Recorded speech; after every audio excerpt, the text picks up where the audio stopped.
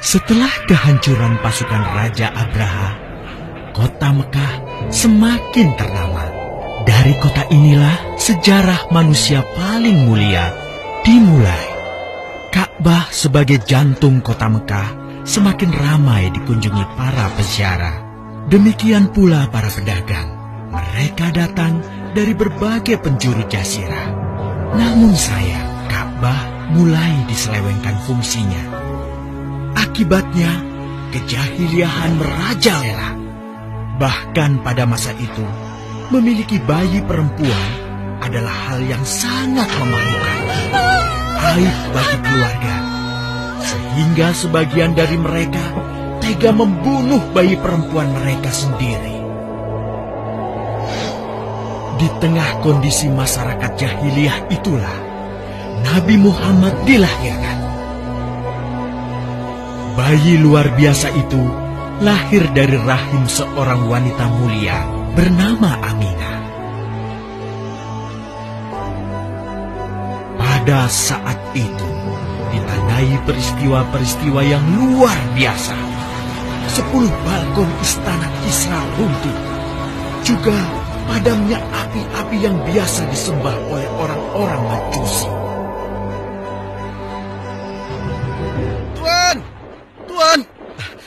Tuan Abdul Muthalib, ada kabar gembira. Kabar gembira? Kabar gembira? Kabar gembira apa? Tuan, cucu Anda telah lahir. Benarkah? Laki-laki atau perempuan?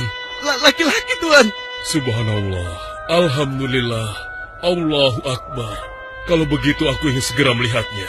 Mari, Tuan. Setelah mendengar itu, Abdul Muthalib bergegas menuju ke rumah Aminah.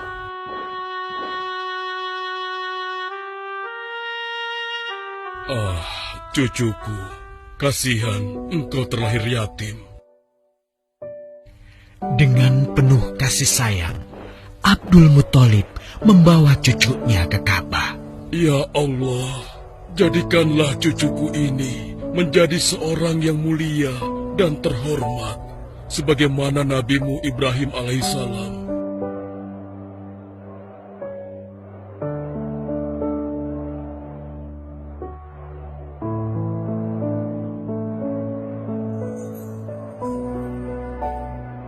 Siapa namanya, Ayah? Muhammad. Muhammad? Iya, aku akan menamainya Muhammad. Artinya yang terpuji. Kehadiran Muhammad kecil sungguh memberi kebahagiaan. Tidak hanya bagi keluarga Bani Hashim, bahkan seluruh kabilah suku Quraisy menyambutnya dengan sukacita. Kemudian Abdul Muthalib mencarikan ibu susu bagi Muhammad kecil. Kita sudah berhari-hari mencari anak susuan, yang dari situ kita akan mendapatkan imbalan yang cukup. Namun hingga saat ini, belum juga kita dapatkan. Ya, istriku, aku mengerti. Apa kita terima saja bayi yatim itu? Muhammad maksudmu? Iya, cucu dari Abdul Muthalib. Kasihan dia. Hampir semua teman-teman dari rombongan kita tidak ada yang mau menyusuinya. Karena tidak ada harapan untuk mendapatkan imbalannya dari ayah bayi itu. Betul juga engkau, istriku. Kasihan anak itu. Aku mendukungmu jika engkau susui dia. Mudah-mudahan Allah memberikan keberkahan bagi kita. Halimah segera mendatangi Abdul Muthalib. Dia bersedia untuk menjadi ibu susu dan pengasuh bagi Muhammad kecil. Betapa gembira Abdul Muthalib mendengarnya. Halimah dari Bani Sa'ad itu akhirnya dipercaya Abdul Muthalib untuk mengasuh cucunya 2 tahun lamanya. Ayo istriku, kita berangkat sekarang. Sebentar lagi suamiku. Insya Allah kita berangkat sampai anak ini kenyang. Kalau begitu, aku lanjutkan berkemas-kemas dahulu. Hah? Ada apa suamiku? Lihat, unta dan keledai kita. Mereka demikian sehat, tidak seperti sebelumnya. Subhanallah. Betul suamiku, tidak seperti kemarin. Demi Allah, kau tidak salah memilih istriku. Kau telah mengambil anak yang dipenuhi dengan barokah. Allah melimpahkan keberkahan atas Halimah dan suaminya. Mereka pulang ke kampung Bani Sa'ad dengan penuh rasa syukur. 2 tahun berlalu sudah. Tugas Halimatus Sya'diyah sesungguhnya telah usai. Saatnya Muhammad kecil harus dikembalikan kepada ibunya. Terima kasih Halimah. Engkau telah merawat anakku dengan baik selama 2 tahun. Tidak ada yang bisa kuberikan kecuali aku berdoa. Semoga Allah memberkahi engkau dan keluargamu. Amin. Saya juga bersyukur diberikan kepercayaan dan kesempatan merawat anakmu, wahai Ibu Aminah. Namun, begini Bu, mohon maaf. Kalau boleh, izinkan aku merawat Muhammad lebih lama lagi. Aku masih sangat sayang padanya. Baiklah, kalau begitu aku setuju dengan usulmu. Bawa dan rawatlah Muhammad sebagaimana dia anakmu sendiri. Terima kasih Ibu. Terima kasih. Begitulah, Muhammad kecil kembali ke tengah-tengah Bani Sa'ad. Ia tumbuh menjadi anak yang memiliki banyak teman. Karena kemuliaan akhlaknya. Tatkala berusia sekitar 4 tahun, terjadilah suatu peristiwa. Muhammad, Bu! Muhammad! Muhammad? Kenapa Muhammad? Muhammad dibawa orang. Hah? Dibawa orang? Diculik? Coba ceritakan. Ketika kami tengah bermain, tiba-tiba ada orang dewasa datang. Dia langsung membawa pergi Muhammad dan membunuhnya. Hah? Membunuhnya? Ya Allah, di mana? Di mana? Antarkan ibu ke sana. Dengan perasaan cemas, Halimah bergegas menuju tempat itu. Dan dilihatnya, Muhammad kecil tengah terduduk. Muhammad, apa yang terjadi denganmu? Dengan sangat tenang dan jelas, Muhammad kecil menceritakan apa yang telah terjadi. Bahwa seseorang telah membelah dadanya, mengambil hatinya, kemudian mencucinya dan mengembalikannya lagi ke tempatnya semula. Maka sesungguhnya yang datang itu adalah malaikat Jibril. Dia ditugaskan Allah untuk mencuci hati Rasulullah sehingga bersih dari segala kecenderungan setan. Subhanallah, sungguh anak ini bukanlah anak sembarangan. Sebaiknya aku kembalikan saja kepada ibunya. Peristiwa itu membuat Halimah sangat khawatir. Maka bergegaslah Halimah mengembalikan Muhammad kecil kepada ibunya. Menginjak usia yang ke-6 tahun, Muhammad kecil diajak ibunya untuk berziarah ke makam ayahnya, Abdullah di Yathrib. Dalam perjalanan pulang kembali ke kota Mekah, Aminah pun jatuh sakit. Dari hari ke hari, tubuhnya semakin melemah. Hingga di sebuah kota bernama Abwa, letaknya antara Mekah dan Yathrib, Aminah meninggal di sana. Dan Muhammad kecil pun menjadi seorang anak yatim piatu. Sejak itulah, Muhammad kecil dirawat dengan penuh cinta dan kasih sayang oleh kakeknya, Abdul Muthalib. Muhammad, sudah berhentilah memerah susunya. Insya Allah, sudah cukup untuk persediaan kita hari ini. Beristirahatlah sejenak. Makanlah agar kau tetap sehat.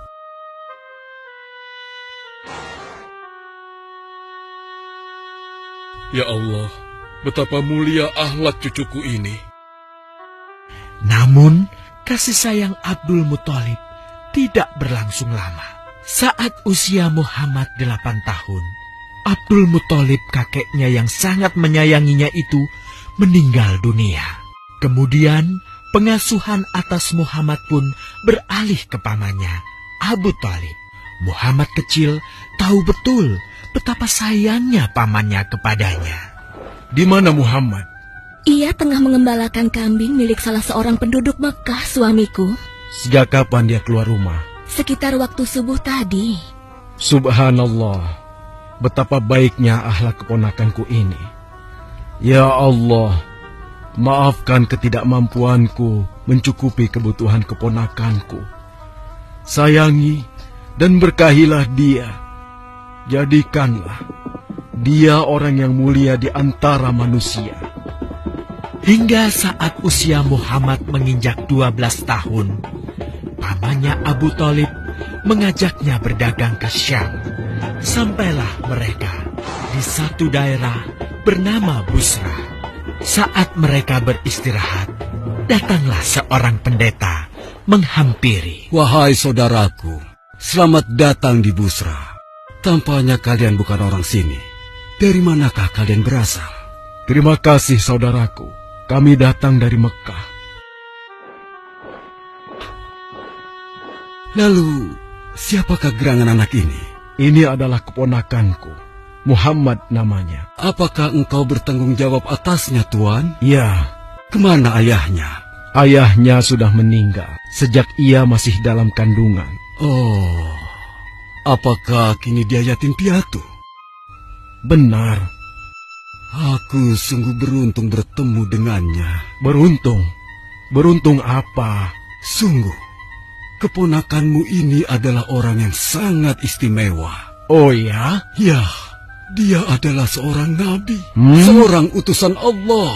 Bagaimana kau tahu hal itu? Aku tahu karena aku seorang pendeta. Dan berita kedatangan dia sebagai seorang utusan Allah sudah disampaikan di dalam Injil. Bahkan aku pun bisa mengetahuinya dari cincin kenabian yang berada di bagian bawah tulang rawan bahunya yang menyerupai buah apel sebagai tanda kenabiannya. Begitulah pendeta bernama Bahira menyampaikan kepada Abu Thalib perihal kenabian Muhammad. Ia berpesan agar menjaga baik-baik keponakannya itu, karena Muhammad kelak di suatu saat nanti akan menghadapi banyak gangguan dan rintangan. Istriku, Muhammad sudah berusia 25 tahun. Aku pikir sudah saatnya dia untuk menikah. Betul, suamiku. Namun, dengan siapakah dia akan kita jodohkan? Kemarin Khadijah mengirimkan utusannya dan menyatakan keinginan Khadijah untuk menjadikan Muhammad sebagai suaminya. Hah? Khadijah? Khadijah yang mulia itu? Betul, istriku. Khadijah yang selama ini mempercayakan barang perniagaannya kepada Muhammad. Kenapa dia memilih Muhammad? Ya, Khadijah mengagumi kejujuran dan kebaikan akhlak Muhammad. Menurutmu sendiri bagaimana? Aku pikir Khadijah adalah wanita terbaik bagi Muhammad. Kita akan melamarnya. Tepat di usia 25 tahun, Nabi Muhammad menikahi Khadijah yang berusia 40 tahun. Dari pernikahan itu, mereka dikaruniai Allah 6 orang anak. 2 laki-laki adalah Al-Qasim dan Abdullah. Sedangkan putrinya adalah Zainab, Ruqayyah, Ummu Kulsum, dan Fatimah. Namun, kedua putranya itu telah meninggal semenjak mereka kecil. Suatu ketika, terjadilah banjir besar di kota Mekah. Kabilah-kabilah di kota Mekah pun bergotong royong membangun kembali Ka'bah. Setelah pembangunannya selesai, terjadilah perselisihan antara pemuka kabilah tentang siapakah yang paling pantas meletakkan Hajar Aswad di Ka'bah. Abu Thalib, apa yang harus kita lakukan? Kita sudah bicarakan hal ini selama 5 hari, namun tidak ada titik temu. Aku khawatir akan terjadi pertumpahan darah. Sudah, begini saja.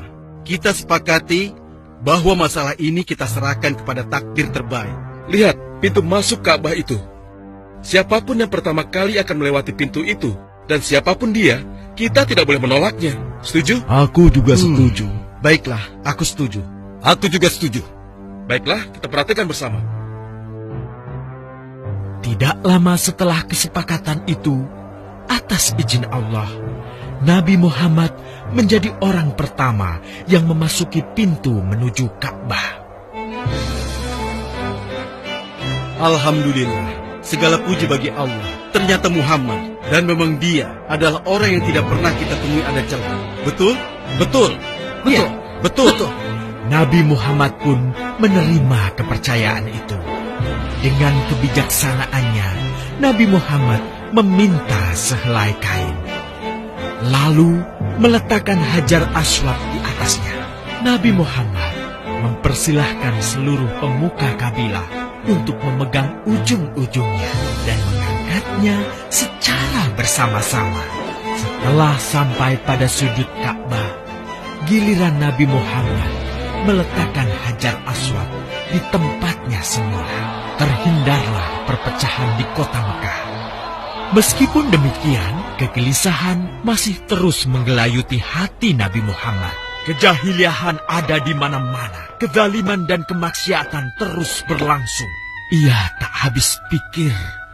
Nabi Muhammad mulai merenung dan menyendiri untuk menghindar dari perilaku jahiliyah. Nabi Muhammad memilih tempat di sebuah goa di atas bukit sekitar Mekah. Goa Hiro. Dari mulut goa itulah Nabi Muhammad bisa memandangi kota Mekah yang dicintainya dengan pandangan yang lebih luas. Hingga suatu ketika, sesuatu yang tidak pernah terbayangkan sebelumnya terjadi. Tiba-tiba, goa itu menjadi terang benderang. Kemanapun arah mata melihat, di sanalah cahaya itu ada. Itulah malaikat Jibril. Jibril berkata, "Bacalah." Dengan gemetar, Nabi Muhammad berkata, "Aku tidak bisa membaca." Malaikat Jibril lantas merangkul Nabi Muhammad SAW dengan kuat hingga nafas beliau sesak. Seraya berkata lagi, "Bacalah." Sampai akhirnya malaikat Jibril membantunya setelah merangkulnya dan menyuruhnya membaca hingga 3 kali. Kemudian malaikat Jibril membantunya membaca. "Bacalah dengan menyebut nama Tuhanmu yang menciptakan. Dia telah menciptakan manusia dari segumpal darah. Bacalah, dan Tuhanmulah yang paling pemurah, yang mengajarkan manusia dengan perantaraan Al-Qalam. Dia mengajarkan kepada manusia apa yang tidak diketahuinya." Kalimat suci telah terucap. Resmilah sudah. Dari dalam Goa Hiro, Allah mengangkat Nabi Muhammad SAW sebagai penuntun dari kegelapan menuju cahaya, dari keburukan menjadi kebaikan, dan dari kesengsaraan menuju ke keselamatan.